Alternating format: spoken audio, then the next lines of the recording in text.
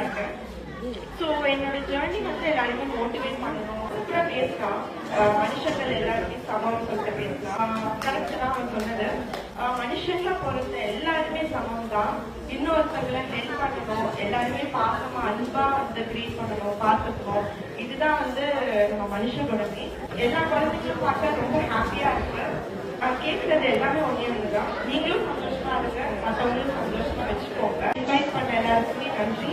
And so proud of Vidya ma'am for doing so many things for so many people. And the catwalk partner, நிறைய விஷயங்கள் பண்றீங்க, நிறைய awareness program பண்றீங்க.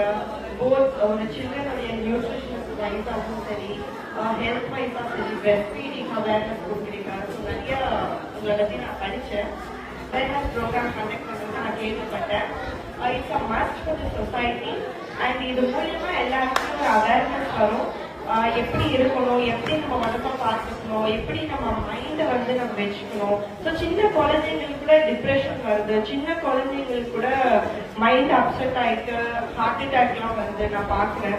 So இது எல்லாமே காரணம் வந்துட்டு நம்ம எடுக்கிற ஃபுட் ஹேபிட் அண்ட் மற்றவங்க நம்மளை ட்ரீட் பண்றாங்கன்ற விஷயம் கூட ஒரு இப்பயே குழந்தைங்களுக்கு தெரியுது எல்லா விஷயமும்.